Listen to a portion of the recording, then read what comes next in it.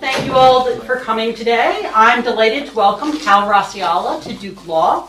He'll be discussing his new Oxford University Press book, The Absolutely Indispensable Man, Ralph Bunche, the United Nations and the Fight to End Empire.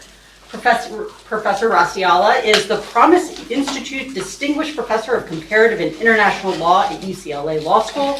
That must be hard to fit on letterhead, that's a lot. Big title. Yeah, the professor. I hope I can live up to it. I'm sure you will. The professor, I already know you do, the professor of the UCLA International Institute and the director of UCLA Ronald W. Burkle Center for International Relations. So Professor Raustiala is one of the world's leading scholars of international law and international relations. He's written extensively on issues of global governance and treaty making. He's also separately an expert on intellectual property law because, you know, international law and international relations isn't enough. And he's done it with an eye towards fashion. So if you have any questions about piracy in the fashion industry or the knockoff economy, he can also tell you why, like, Gucci handbags have lots of Gucci symbols all over them. Okay. And of course, Professor Raustiala is a Duke grad. He received his undergraduate degree at Duke in what must just seem like days ago. He earned his JD from Harvard Law, his PhD in political science from UC San Diego, and today he'll be talking about his book centered on Ralph Bunche, who is a UCLA graduate, a UN diplomat, a winner of the NAACP's Spring Garden Prize in 1949, and the recipient of the Nobel Peace Prize in 1950. So please join me in welcoming Professor Raustiala. Thank you so much. Thank you, Rachel. Thank you, everyone. It's great to be back here. So as Rachel said, I'm going to talk about my new book, and let me just begin with the vignette. So in the 1951 Academy Awards, at the very end, it was time for the Best Picture Award, which is always the biggest, the most important. And Fred Astaire, who was the MC that night, said, we're going to do something unusual. We're going to bring someone on to present the Best Picture Award who's not a Hollywood mogul or an actor or something like that. Instead, we're going to bring on the man who, he said, brought the miracle of peace to Palestine and who had won the year before the Nobel Peace Prize. And that person, of course, was Ralph Bunche. And so when Ralph Bunche came on stage that day, and I'll just pause to say, can you imagine watching the Academy Awards today and seeing a UN diplomat come on stage and hand out the Best Picture Award? It's fantastical. But the reason that he was brought on was Bunche at that period was one of the most famous people in America. And in fact, because of his Nobel Peace Prize, had been sort of rocketed to worldwide fame for his work for the United Nations and previously for the State Department. He was the first Black American to win the Nobel Peace Prize. In fact, he was the first Black person to win any Nobel Prize. And he did it at a time when the Cold War was raging and Jim Crow was still entrenched in most of America. So Bunche had a very unique position in American life. And one of the purposes of this book is to talk about him as a person, as a diplomat, as a State Department official, as a UN official. But as the subtitle explains, it's also very much to talk about his role in what for him was his signature issue, his most important accomplishment, which was decolonization. And the process of decolonization that really transformed the international order from one that was dominated by empires in the pre-war period. Bunche was born in 1903, so he was born into the height of kind of imperial world politics. And by the time of his death in 1971, virtually all, though of course not all, of those conquered and ruled territories had been made independent, either fought for or granted independence.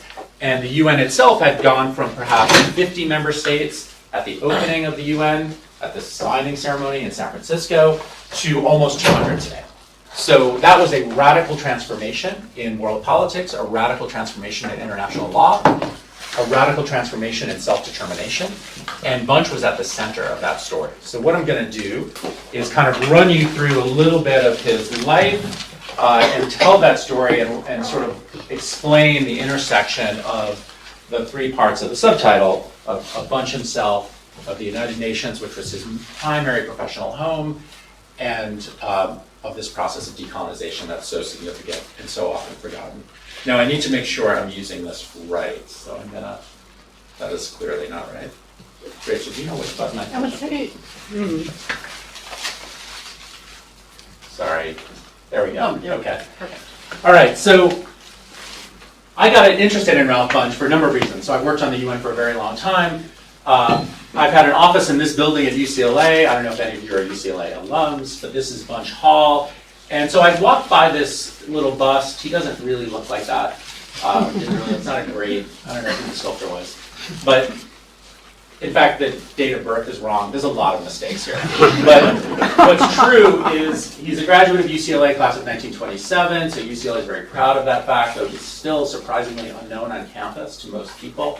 He was a Nobel laureate, and you can kind of see at the bottom, Under Secretary General of the United Nations, which was his position at the very end of his life. And so, again, this kind of lays out this trajectory of a really incredible American life, which I'll run through in brief. This is his UCLA graduation photo in 1927. At that point, UCLA had very few black students, as was the case of virtually every American university.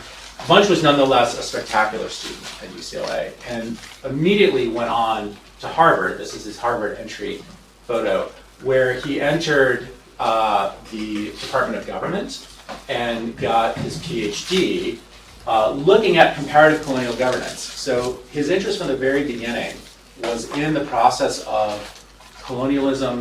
He was interested at that time in thinking about how colonies were best governed. He did not believe, this was in the late 20s into the early 30s when he was doing most of this research and doctoral work.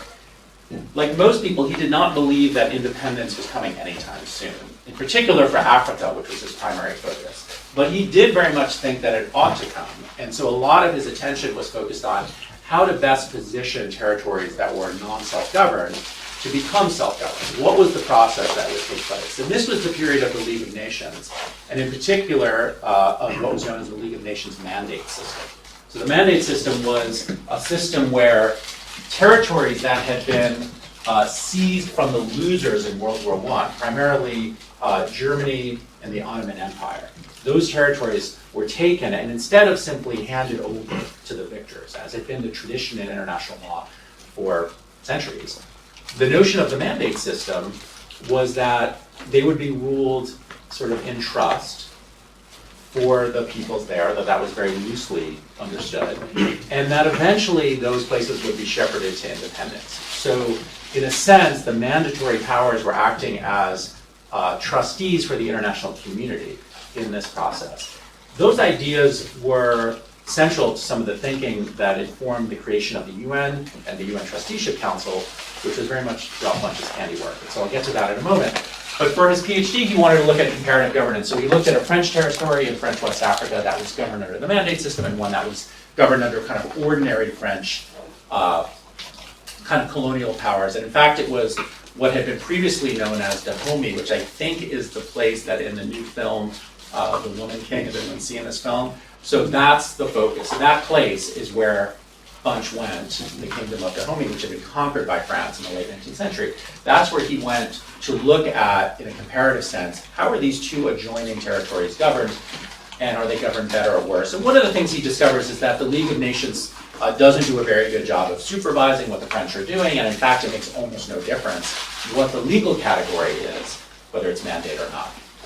That again kind of informs a lot of his thinking later on. He then takes a position at Howard in DC. So Howard hires him, he hasn't even finished his PhD, but they hire him as a professor. They're creating a poli-sci department, early example of one. By the way, Bunche later goes on to be the president of the American Political Science Association. Very unusual example of a president who wasn't at that time involved in academia. By this point, he's in the UN. But he was very much a political scientist to start. And so at that time, he gets involved with a number of issues, colonialism being the primary one, but he's of course also very much interested in how white world supremacy explains aspects of geopolitics. And so this book, it's a short book, A Worldview of Race, is one of the many examples at the time in which he's thinking about the role of race and racial justice in pre-war politics.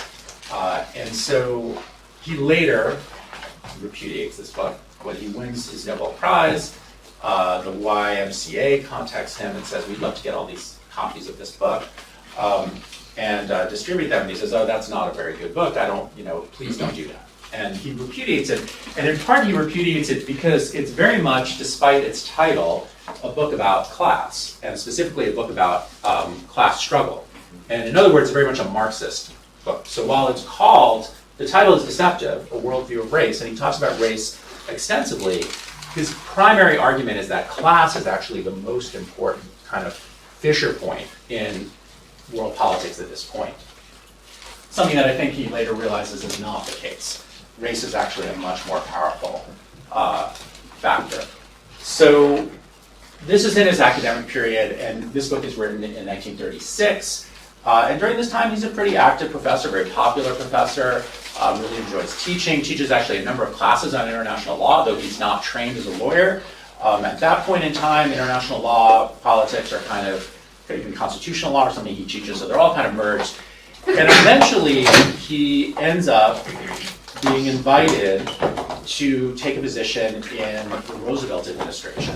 This is in 1941, before the United States has entered World War II. But as it's becoming clear that that is probably going to happen, FDR creates a early version of what becomes the CIA, what's known as the OSS. And Bunche is brought in as one of the only experts on Africa at that time. So to be an expert on Africa in the 1930s or 1941 meant essentially to be an expert on African colonialism, because there virtually are no independent states in Africa at this period. And so Bunche is brought into the US government, initially as a kind of analyst, so he's sort of a CIA analyst, and eventually as the war shifts from Africa, there's a bit of fighting in Africa, but that sort of comes to an end, he's brought over to the State Department, and he gets involved in the planning for the post-war system. And this photograph is taken at a place called Dumbarton Oaks. So if you're familiar with the United Nations and its history, you may know that Dumbarton Oaks is where the kind of initial planning meetings for the UN take place. And Bunche is sitting over here, kind of leaning back over his chair. As you can see, he is the only black man in this room. There are no others, a couple of women. It's basically standard issue mid-century diplomacy. And at this point, he's now at the State Department, and he's beginning to think about what the post-war order would look like. This is 1944. Things are going well. The war's not over, but it's clear what the result will be. And he's starting to take some of those ideas from his experience in French West Africa, thinking about the mandate system.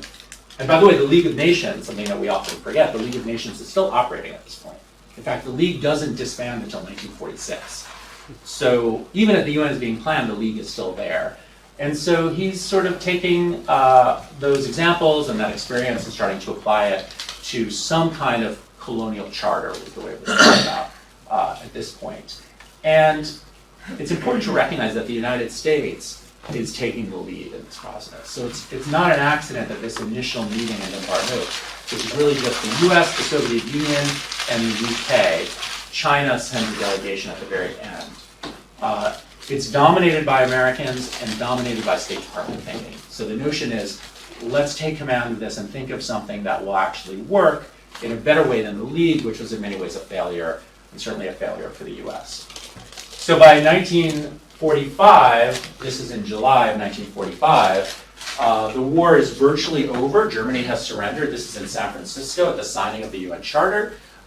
Seated at the table is then Secretary of State Edward Stettinius. Harry Truman is over here. FDR has just died in April, just a couple of months before. Germany has just surrendered. The fighting in Japan is still continuing. And in fact, they have not yet dropped the 2 atomic bombs that will start to bring the war to an end and lead to the surrender of Japan. Though that's, I should say, a contested question about exactly what the causal connection is. But this is happening in July, signing the charter. And again, there are 50 states at this point. And they're all, you can see the flags of the various places. And I'll just note that some of the signatory states were not states in the conventional sense. So for example, India had not yet achieved independence, but was there and was a signatory. Interestingly, Ukraine also an example of a state that was there and signed in its own capacity, but was still a Soviet republic at that point. The Philippines, still an American colony, though very much intended to be and was given independence the following year, also signs. But for the most part, these are the independent states of the world, the major powers, the Allied powers. The United Nations is originally the phrase that the Allied powers used, that they then adapt for what was called, at this point, the United Nations Organization. And then we just sort of drop the organization at some point and we know it as the UN. But it's really a wartime alliance. So when Bunche goes to work at the UN, he leaves the State Department in 1946 and decides to take a full-time position at the UN for a number of reasons.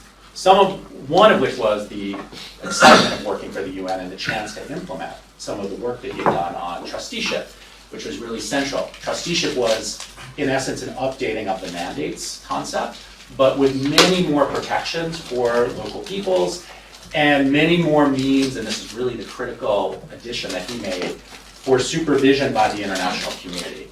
There was a right of petition granted to peoples who were subject to trusteeship, and in other words, they could petition the UN directly, so not intermediated through the essentially colonial power, but instead direct. And also the supervisory power, what was known as the trust power, would have to report on a regular basis to the UN, to the Trusteeship Council, about efforts they were making for education, to better the welfare of local inhabitants, that sort of thing.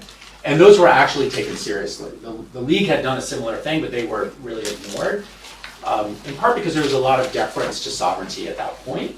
And sovereign deference begins to fade, and there's much more intrusive review, and this is a much more effective system, and Bunche is the person who really is behind it. So partly he joined the UN for that reason, a chance to implement work that he had done and begun at the State Department, and partly to get out of Washington, which at that point was still segregated, and he very much wanted to be in New York, which seemed like a better place to raise his children. So he does that. Now I've lost the button. Okay. He does that, and he goes, as one of his very first jobs, to what was then mandatory Palestine. And this is what nets him the Nobel Peace Prize. So I'll just talk briefly about this, a couple more things, and then we'll open it up for questions. But so he's up in the upper left corner taking notes. The issue of Israel and Palestine is obviously a very fraught one from today's perspective, but it was even fraught at this period. And so the British, who had control over the mandate, the League of Nations mandate, were still trying to figure out what to do in 1946 and 1947, with the fact that there were both Jews and Arabs who claimed control over the same land, a very familiar story, and were fighting in many cases. And it was essentially, from the point of view of the British, ungovernable. And so Churchill in particular, even during the war, had said, why are we spending manpower on this place that we can't really control? The Americans seem very interested in it. Let's basically throw it to the UN as the UN is being formed, and eventually the British do that. And so they do hand it to the new UN and say, you guys figure out what to do about this place. And so Bunche, being one of the only professors in the building, says, well, we really need to study it. And the first Secretary General, Trygve Lie, says, okay, I'm going to put you in charge of the study. And so, although you have not spent any time in the Middle East, you knew really nothing about the Middle East, Bunche ends up leading a team of UN officials, and they go over to Palestine, what was then called Palestine, and are trying to figure out what is the situation on the ground. And that leads to a whole series of various UN commissions, UN efforts, and eventually an effort at mediating the dispute, which was intense, between Arabs and Jews. And the mediator is this guy, Count Folke Bernadette, who is a Swedish aristocrat who had worked for the Red Cross. And as his deputy, the UN appoints Ralph Bunche. Now, these two could not be more different in a lot of ways. Bunche grew up relatively poor in what today is sort of South Central LA. He was a very affable, likable guy. He turned out to be a fantastic mediator, which we'll talk about in a moment. The Count was, as you can kind of tell from the picture, kind of very aristocratic. He used to wear his Red Cross uniform and medals and things, but they really got along well. And Bunche was much more knowledgeable, and much more adept at thinking about the negotiation process, which was quite difficult. And so the Count very much deferred to him, which is important to the story because within a year, the Count and Bunche were supposed to be driving along in Jerusalem. Ralph Bunche ends up having to be delayed due to a plane kind of problem. And he's not there sitting next to the Count in the back of his large Chrysler car as it's kind of going through the streets of Jerusalem, when a group of kind of underground Jewish extremists disguised as Israeli soldiers block the road, take out their machine guns, and assassinate everyone in the car. And they think that they're also killing Ralph Bunche, who they know is the person who has the most influence on the actual process of deciding what will happen to the future of what's then Israel. Israel's already declared its independence through a partition process that the UN endorses, and its neighboring Arab states, which had attacked shortly after that partition. And so Bunche then takes over as mediator.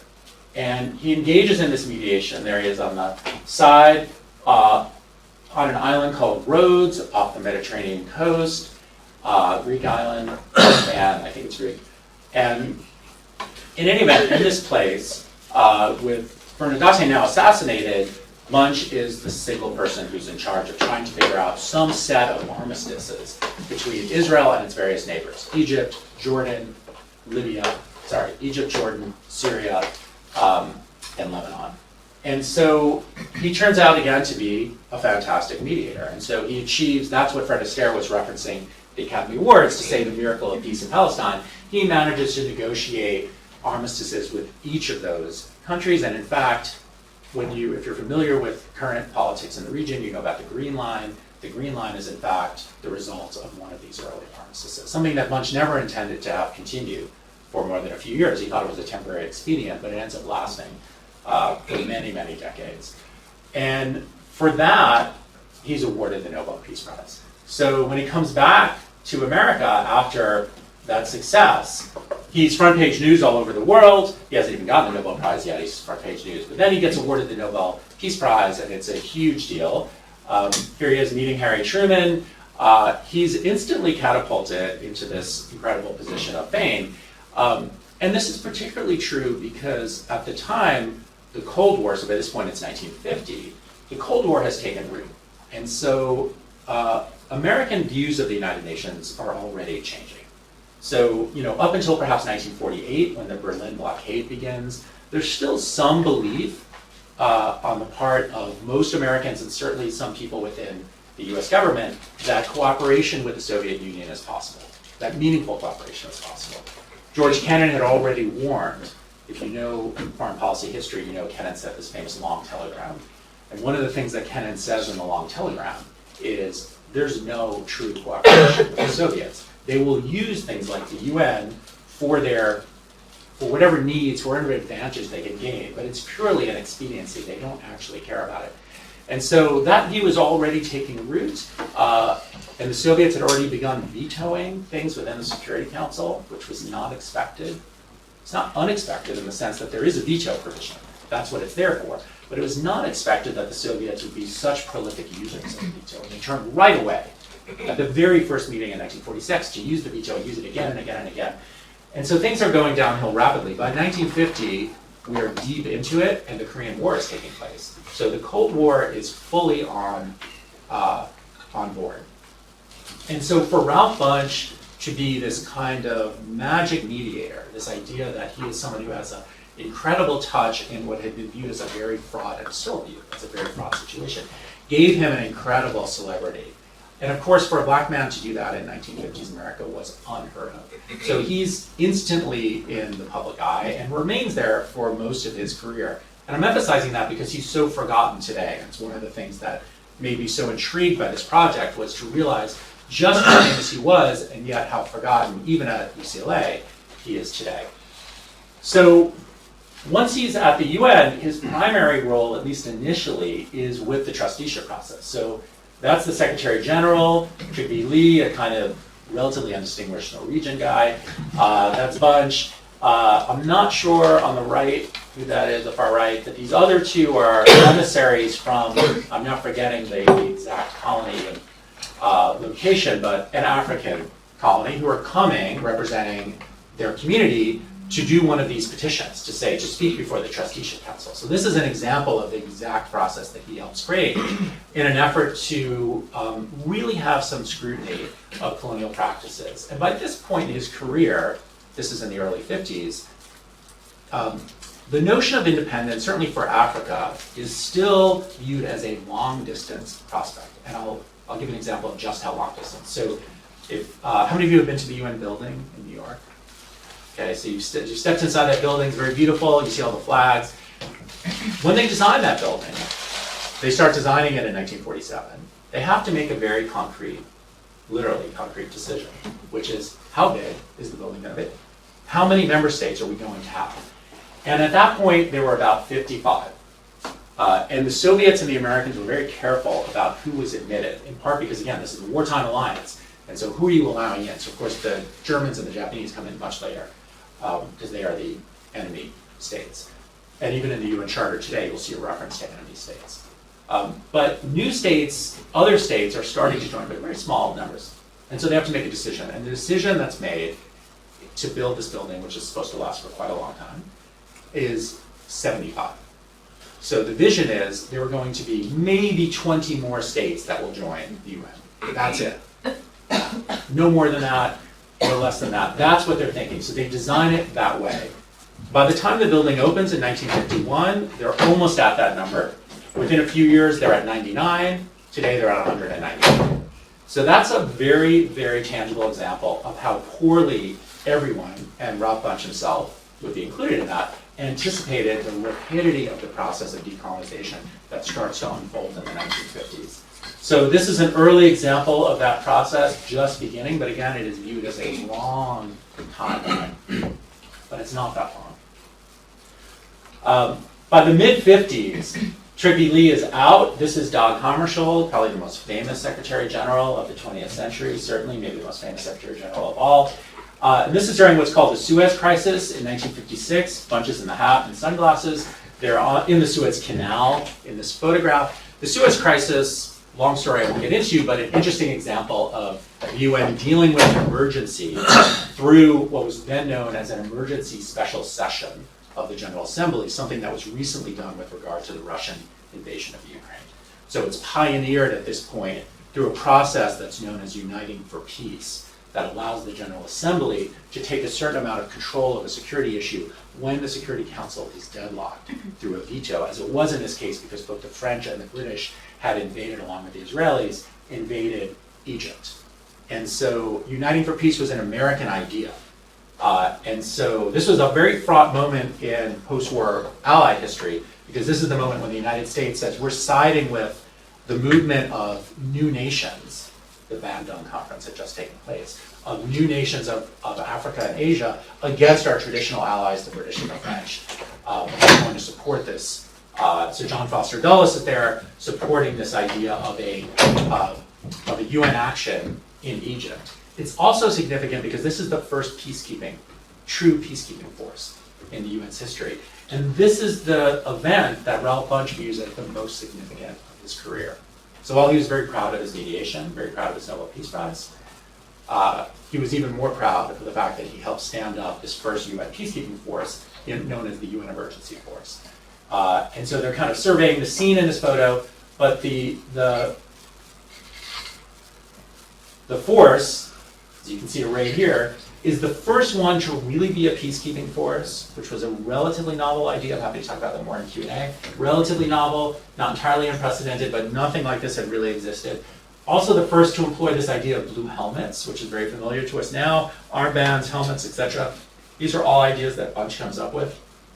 There are thousands of troops from all over the world, and as opposed to today's world where the Secretary General typically has to really cajole states to offer up troops, everybody wants to be a part of this team.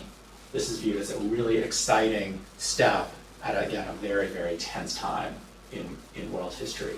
So for the remainder of his career, by this point he's elevated in the mid-50s to Undersecretary General, he's around the world as kind of chief troubleshooter for the UN And he's often flying to Cyprus, to Yemen, to Kashmir, to survey, to help mediate, to do whatever he can to kind of dampen conflict that's happening around the world. And he's, again, quite effective in that role. And all of that is occurring in the late 50s. We're kind of in the late 50s by this point. And at this point, the process of decolonization suddenly really starts to accelerate. So the Gold Coast, now Ghana, becomes independent in 1957. Bunche is there as the emissary of the UN. He's there with Martin Luther King. It's the first time that the two meet. They become quite close, and I'll talk about that relationship more if you'd like. And that's kind of the beginning of the process of especially African but also Asian decolonization. And it accelerates with, again, unexpected speed. The chief example being 1960 in Congo. And so today, the DRC. So in 1960, this is a scene from the Day of Independence. That's the King of Belgium in the white suit. This man here in the jacket and tie holding the sword has just run out and grabbed the sword from the king's scabbard and is waving it around. And all the police are kind of in shock. It all just happened. So the photographer happened to be there at that moment. But it was a sort of early symbol that maybe this handover of power wasn't going to quite go the way the Belgians had thought. And partly it was because, if you know anything about the history of Congo, you know that Belgium ruled with an unbelievable brutality in Congo. And had really done, first of all, nothing to prepare the people of Congo for independence. There were 15 college graduates in the entire nation. There was no effort whatsoever at any kind of sense of training for administration or taking over.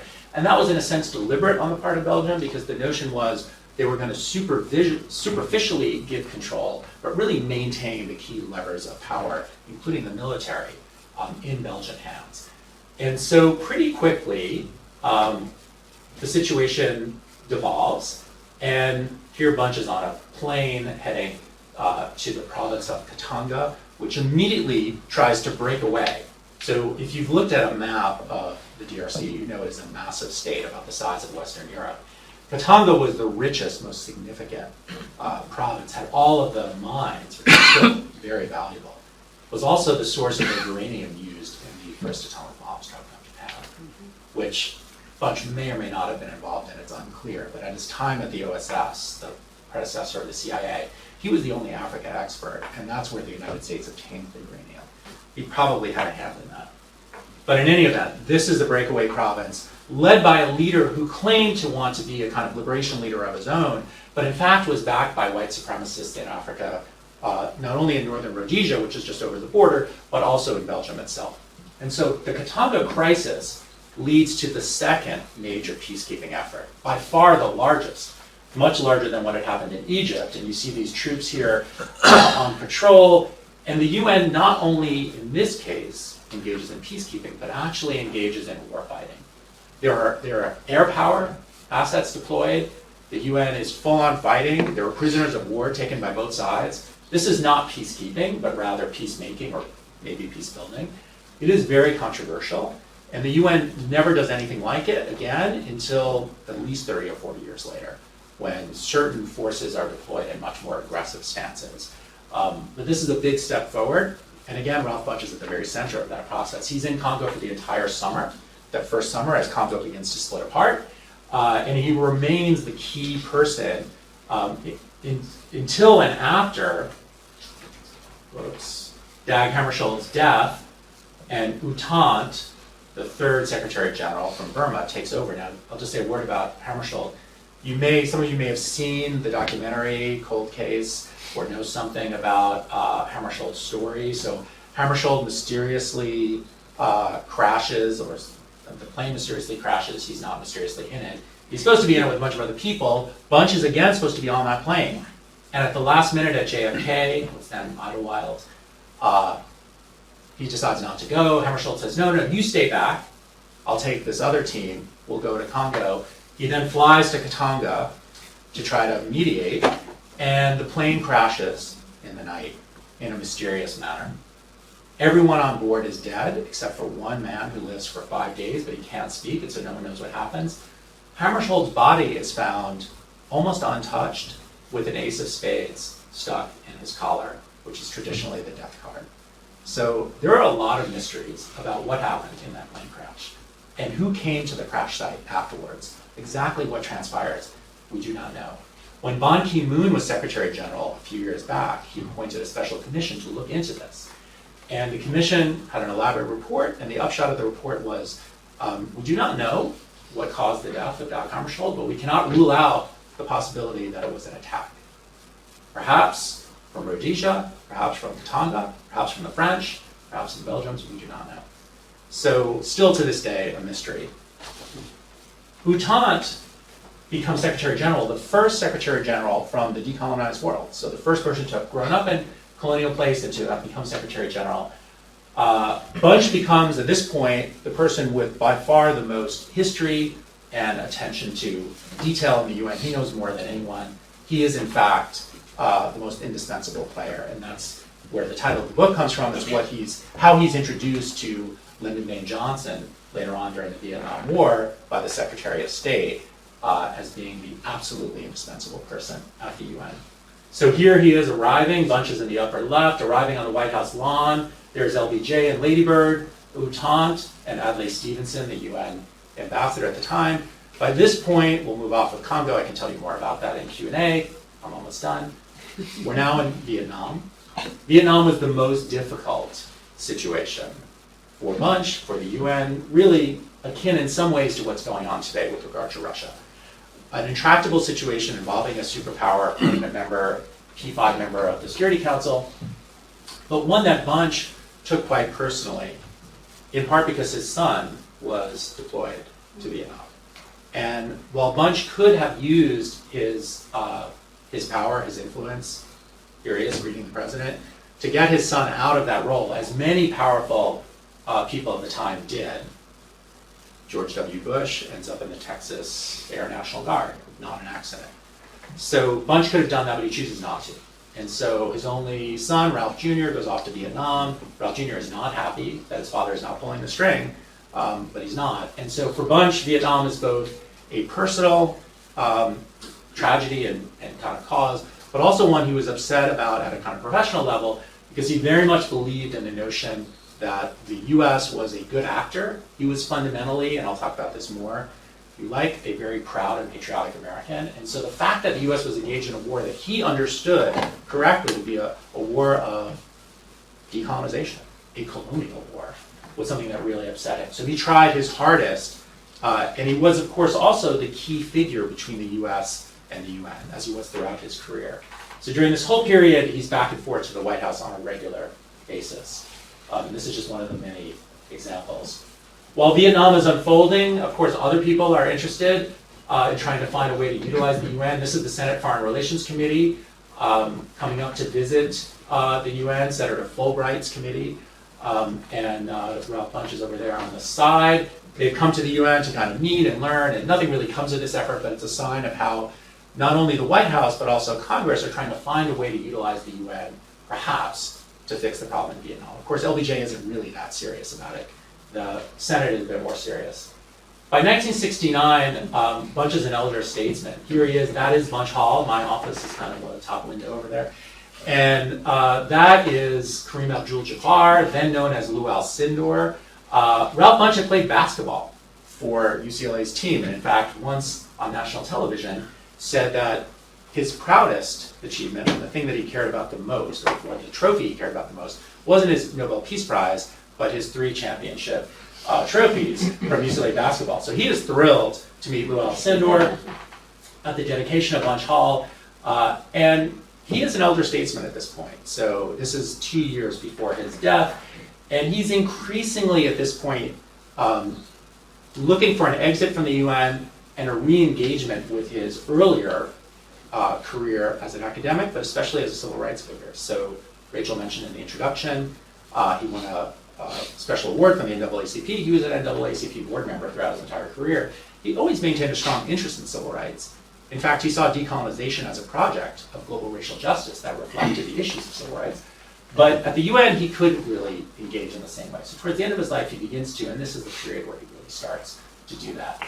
So here he is with Martin Luther King. This is on the march from Selma to Montgomery. You can see he's got a pretty exalted position right next to King. And King saw Bunche as a powerful figure, particularly one who establishment Americans looked up to. And Bunche in turn saw King as a person who, unlike Malcolm X, who Bunche and Malcolm X did not get along, but Bunche and King did get along because Bunche very much agreed with King's overall approach, though they split over the issue of Vietnam, which again I could talk about more in Q&A. King gives a famous speech at Riverside Church against the war, and Bunche is not happy, as virtually no kind of elite foreign policy Americans are happy with King, though King was absolutely right in what he said in that speech. And in fact, I think Bunche in his heart agreed, but he didn't want to see King deviate from his position. He wanted King to be doing what he thought King was best at doing, which was focusing American attention on the importance of civil rights. So Bunche gets more and more involved in King's efforts. Of course, King is then assassinated. Bunche is devastated, as virtually everyone is. Shortly after, another person he had a very close relationship, Bobby Kennedy, is assassinated, and Bunche is in a sad kind of state at this point, as many Americans are, towards the end of his life.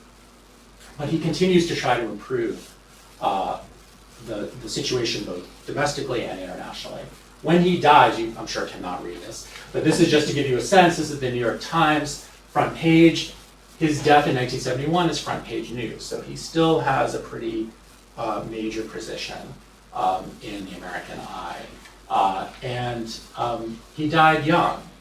He was only 68, mostly because he had terrible health. He had worked unbelievable hours, never really took care of himself, had diabetes, various other ailments that he really didn't tend to. He was so fixated on his work that he really sort of let everything else slide, and sadly went into a coma towards the end of his life, and by December 1971 has died. So that's the story of Ralph Bunche, and I'll just end by saying that reiterating that he saw the question of colonialism as the most essential question for him personally, for the international system, and he again saw it as a project of global racial justice. He believed that decolonization was something that could not wait for states to be ready. That was a common refrain in the 50s and 60s, this or that place, Congo in particular. Even Eleanor Roosevelt, known as a key figure in the human rights movement, she had a short-lived TV show, Bunche Comes On, not a very popular show, and 1960, and the episode is called Africa, Revolution in Haste, ? And that gives you a sense of the mindset of many people at that time. And when Ralph Bunche is on her show, he says nobody's ever ready for independence. They deserve it. They have to have it. Doesn't matter. We, the UN, are here to help. And that was really how he saw the role of the United Nations. So I'll end there. Happy to take questions. Should I just...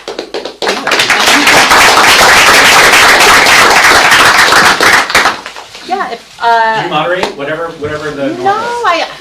I'm not sure we have a practice, and so, but to the extent that, I'll let you moderate. Noah. Thank you so much. Thanks for a wonderful talk. Based on what you've shared, I get the impression that Bunche was very invested in the idea of drawing boundaries, national boundaries, and preserving them. Yeah. Did he ever evince any discomfort with that practice, and how did his sort of feelings about did that idea ever intersect with the idea of the U.S. being having colonized populations within it? Yeah, two good questions. So first of all, the sanctity of borders was a central issue, and in fact, again, just to talk about what's happening today in Ukraine, as some of you may know, the Kenyan permanent representative, the ambassador at the UN, gave a very interesting speech and sent out a bunch of tweets about the fact that essentially borders are sacrosanct, and that African states, although they had inherited borders that in no way corresponded to natural features, to linguistic, religious, or other ties, had accepted those in the interests of peace, and essentially Russia should do the same. And that was in many ways the problem of Congo. And so it was a deep question for Ralph Bunche, because of course these borders were sort of meaningless in some ways, and national identity in many countries was not very strong. It had to be constructed. Nationalism is a process. and that process had been either squelched or hadn't had enough time to take root. And in fact, it was conceptually an interesting question about a place like Katanga wanting to break away. What was wrong with one part breaking away? Why isn't that self-determination just as well as the entire? Why take as given this huge order that the Belgians had drawn in the Congo conference in 1885 in Berlin? Didn't really make sense. So he definitely grappled with those issues, but he was a very practical person and very interested in peace, and so he sort of accepted it, as many African leaders did. And there were many problems with that result. In terms of the U.S. itself and its role, I mean, one of the themes I talk about in the book is that I've always been very interested in American empire and the way that the United States, in fact, has still today imperial territories. Some of you may know about cases involving Samoa that were just in the 10th Circuit, maybe going up to the Supreme Court. Puerto Rico, of course, many people believe, and I do, is a sort of colony. And there are many other places that you could view as American colonies, not even, without even getting into the question of the over 500 federally recognized tribes. So there was a sort of understanding between the US and the Soviets at the time of the founding of the UN to not treat internal issues like that as colonies. So this notion of blue water or saltwater colonies were the only ones that mattered. I mentioned Ralph Bunche was a very patriotic American. He was very invested in the idea of America and very invested in kind of the Cold War consensus. So he did not ever think about those. I've seen no evidence, I read his diaries, never did this issue seem to emerge for him in a meaningful way. And when it did, so for example, the British in the run-up to the UN, as the US starts to push the British to say, you need to have self-determination for your colonies, the British say, well, what about the 15 million Black Americans? Shouldn't they have self-determination? And he takes great umbrage at that. And he says, no, that's completely ridiculous. Like, absolutely not. We're not a separate people. We are Americans. Contrast with Malcolm X, who said, we are the victims of Americanism. He saw himself, his family, his community as an essential part of this nation. And so the notion of self-determination was utterly crazy. So that gives you a sense of kind of the feelings he had, the way he thought about it. So to, I guess, his fault, he really didn't see either indigenous rights or the rights of, let's say, Native Hawaiians or others, Puerto Ricans, etc., as being anything to be concerned with. So two excellent questions. So I want to follow, I'll call on you in a second. I want to follow up on that because, I think that particularly one of our own faculty members, Tim Lovelace, is writing a book about the writing of the UN Convention Against Any Form of Racial Discrimination. And he writes a lot about this idea that, that there were African American members of the State Department who were helping to negotiate that, and how they used the civil rights struggle in the United States to say, if we want to win the Cold War, then we have to fix things domestically. Absolutely. And Mary, Duzak, I think, talks about this a fair amount in her scholarship as well. And so just kind of, to the extent that either you don't see it in the 1950s, but you see it in the 1960s, I mean, to the extent that he is kind of so invested, both with the UN, but with the Cold War struggle, I mean, does he start to see this link between civil rights activism and winning the Cold War? And Absolutely. Kind of, Yeah, he's actually an early adopter of that, I would say. Mm-hmm. So when he wins the Nobel Peace Prize, he's instantly got hundreds of invitations to speak. And he picks them up. He does a lot of speeches all over colleges, everywhere else. And many of his speeches are fundamentally about the UN. In fact, a lot of them have the title, like The Case for the UN. That was what he was interested in. But he would often talk as well about the fact that there cannot be, he would use this kind of trope of two brands of democracy. There cannot be two brands of democracy in the United States, one for export and one for home consumption, with the notion that the export one was supposedly a very high standard. We were pushing democracy around the world. And the one at home was clearly disenfranchising a huge number of people and oppressing them in a very direct way, which he personally had experienced and knew a lot about. So he definitely saw that, and he definitely saw that as a weakness. And as the UN grows, and especially as new states start to enter the UN, especially African states, this is a huge issue. So African diplomats are driving down, remember there's not a lot of planes in the US in the late 50s, early 60s, so if you went from New York to DC, you'd often drive. And they would stop at a diner and they wouldn't be served. And in one case, one of them complains directly to JFK in 1961. He's like, what, this is ridiculous. JFK calls the governor of Maryland, chews him out, like, you need to, this is a problem for us. You need to fix this. So there are many examples like this running through. And Bunche knew that that was a big issue. And he knew that it was both, I think, a tool, an effective way to focus Americans on racial equality at home, but also he believed in the mission of winning the Cold War. He was overwhelmingly, throughout his career at the UN, the Soviets viewed him as an American stooge. As far as they were concerned, he had never left the State Department. And while that is not a fair assessment, it is true that he was constantly in contact with the highest levels. Secretary of State Dean Rusk was a personal friend. JFK would call him up on the phone, at home. So he was close at the highest levels, and I think he had some difficulty distinguishing American interests and the interests of the international community. Not an unusual problem in Washington. He was, succumbed to that as anyone else, as many other people do.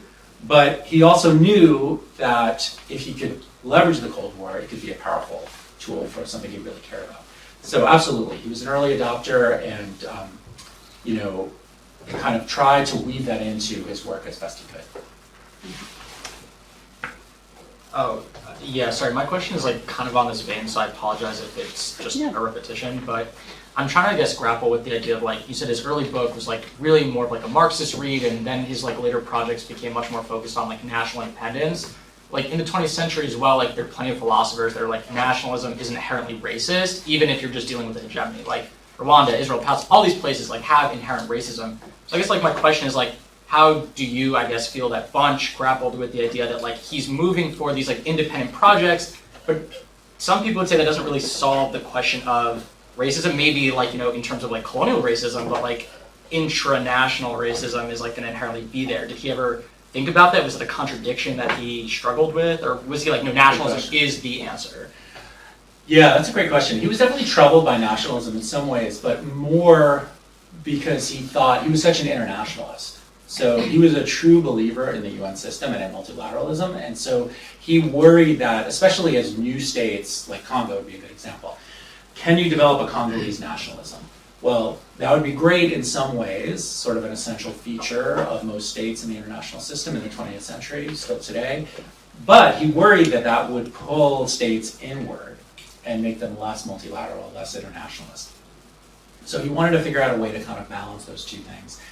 And partly it was to have the UN play this role of kind of assisting states in their process of nationalizing, in essence, as well as in standing up in a very direct way the apparatus of statehood. So one of the first things that most new states would do would be to apply for membership in the UN. They would, in fact, Congo, Patrice Lumumba, when he's prime minister, before Congo was independent, 3 days before, he sends in the request for membership. And they're like, well, we can't really do anything with this. We have to wait 3 days. And Hammarskjöld kind of laughs about it. But it's a sign of the eagerness that states had for that imprimatur. So Bunche understood that, and he tried to leverage that a little bit to say, we at the UN are going to play this role of kind of guiding you and helping you. This relates to the comment I made about not being ready. So he fully admitted many states were not ready. Many societies were not ready to rule themselves, in the sense that they literally did not have an apparatus of governance ready to go. The UN could step in, that was the way. So nationalism had an interesting role in that. But he didn't think about it quite the way you pointed out, which is that the tension with racism. He tended to think, to the degree he talked about it, he tended to think of it as sometimes there were minorities and majorities that had to be addressed. And for example, in the case of Israel, he worried very much about Palestinian refugees. Even though at that time the refugee numbers were a tiny fraction of what they are today. He knew from the beginning that this was going to be a big problem. And he worried about there being a lower caste, even with Israeli Arabs as a concept in the early years, that was going to be a problem. So he did see it, but he didn't necessarily think of it in fully racial terms. So it's a good question, an interesting issue. He had certain blind spots, and I think that was one of them. Yes. So I kind of have two questions. Well, the first one is related to his sort of question. It's just more about kind of your opinions on your evaluation of whether or not Bunche oversimplified the process of decolonization. Because on the one hand, you have the label of, okay, yeah, there's independence and we're free. But however, I just wanted to find out your opinion on whether he like thoughtfully evaluated like the consequences and the things that were to follow. So for example, by like establishing artificial borders, like again with the like national conflict. So for example, with Biafra in Nigeria, and like the genocide in Rwanda, and just like the divisions between the people that just naturally comes from grouping people together so artificially. But the second question is regarding like the impact of his push for decolonization.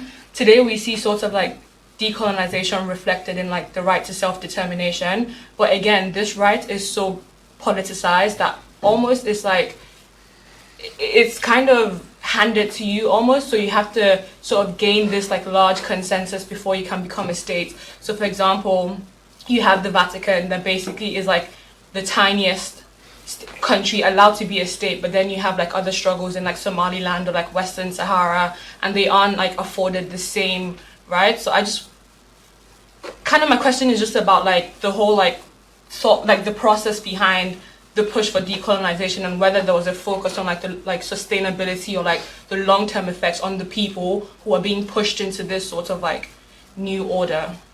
That's a great question. I think he, like a lot of people in, let's say particularly 1960s, you may know 1960, he dubbed the Year of Africa, which is still a phrase that's used. 17 states become independent in a single year. And it's an amazing process. There's an enormous amount of optimism around that. And I think Bunche shares that optimism, like many people did.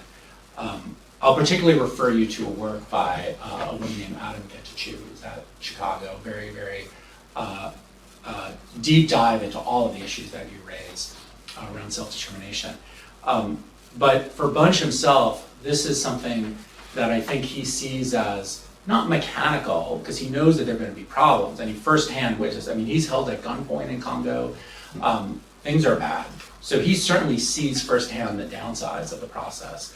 But I think he believed that that was an extreme example. There were many examples that looked good initially and then got worse over time. But from the vantage point of, let's say, the late 50s, early 60s, even to the mid 60s, things are still looking pretty good in a lot of places in newly independent Africa. So I think he has a generally positive view. He described himself throughout his career as an optimist, and he was. And so I think he tended to believe that technocratic means could solve those problems. At the same time, he understood that politics could be very passionate. He didn't like that. So, many of the post-colonial liberation leaders embrace a kind of hotter politics than Bunche really liked, especially when they spoke in racial terms, Nkrumah, people like that. Pan-Africanism, these were not ideas he believed in. He wanted to have a world where there was some national consensus, or if there were different national groups, the groups would sort of work together, things would be very cool, be pragmatic. That was his kind of mindset. So I think he mapped that on to what he saw going on and hoped that things would go well. And to be honest, he didn't really live to see all the fallout. So in some cases he did. So Congo Mobutu comes to power, he sees that, he meets Mobutu. He doesn't like that. But that's something that really comes later. The other thing that he doesn't see and doesn't really endorse, because it happens a few years after his death, is really the effort around a new international economic order and the notion that colonialism was not enough to give political independence. You had to give some control over economics as well. Bunche didn't see that coming and didn't seem to care to the degree he did, but to be honest, a lot of it happens later, so it's not really I don't want to criticize him too much for that. But I think he believed that there was, if people would just be reasonable, things would kind of work out. And that was naive in certain ways. So, I guess I'll just leave it there. He didn't see it all. Yes? Hey, Aaron here. I keep thinking about, what we gain and what we lose with the, the sort of civil rights internationalist narrative of, we fight for freedom abroad and at home. We gain, a lot of great profiles of important figures like Ralph Bunche, but of course, think of Thurgood Marshall helping, working on sort of the Constitution of Ghana, as well as Paul Murray. It gives, real credence to the idea of critiquing sort of America's own sort of issues as it tries to stand on the world stage. It helps explain why, other international actors would have sort of leverage on the United States, like, oh, well, you guys are doing X, Y, and Z. So I can see a lot of what we gain from this particular kind of angle. but I'm also interested in what we lose, what risks we open ourselves up as well, in terms of, well, don't we also talk about concerns of sort of extraterritorial application of the Constitution, right? And I wonder, right, if Bunche or other of his colleagues that you encountered in doing this project, if they ever found, or they realized that their analysis of the world order from the American side was actually, not exactly corresponding to the facts on the ground, right? Yeah. That we sneak some provinciality into our universals before they do us any good, but that there's something about, just how sort of American constitutional conceptions of rights actually might not be helping us, right, abroad, right? I mean, I don't know if Bunche ever wrestled with these sorts of issues where they realize gosh, I have to sort of shed, what does it mean to sort of shed my Americanness in dealing with the international sphere? I don't know if Yeah, no, that's very great questions, great ideas. I think first of all, if you know the work of Carol Anderson, really good book about this kind of intersection, especially in the 40s and 50s, and the way that the civil rights movement was in many ways more international, and they became less. The language of human rights is dropped in many ways in favor of civil rights. And Bunche is not directly involved in that, but he's obviously aware of those trends. He's deeply involved in kind of the on-the-ground part. One thing I should say, these are all very thoughtful questions that I just would note. He was someone who was so overwhelmingly busy putting out fires that I think he often didn't have time to reflect on these questions. To the degree I can say what his thinking was, it's because he was a pretty good diary keeper and he would jot down things. But they were not necessarily fully fledged, essays. So he didn't always, I think, have the chance to do that. But yeah, I think that was a problem, and he saw things through an American lens, and he was seen very much as an American. I think he liked the UN in part because it was this very multicultural place where he could be with people from all over the world. But when he was there, his Americanness was very clear. So while he might have a connection to people from Africa, because he could say, well, I too am part of the African diaspora, in fact, they mostly viewed him as an American as well. So there were definitely ways in which he brought that belief, and I think brought this idea that, not that these 13 colonies were that wildly different, but these 13 colonies could somehow get together after the Articles of Confederation period, join in a single constitution, work together, and that worked pretty well as far as he was concerned. It's kind of in a macro sense, that was a guide. So I think he was maybe overly optimistic about how that would map on elsewhere. So yeah, for sure he had blinders in that sense about how Americanist thinking and practices could apply. But remember, he lived in a time when American politics were different. So he had been a young man at a time when they were pretty heated. And in the 20s and 30s, it was a different America. But in the Cold War, there was an enormous kind of post-war liberal consensus, and he was part of that. So he totally bought into that. The other thing is I think we have to end, so I'll stop very quickly.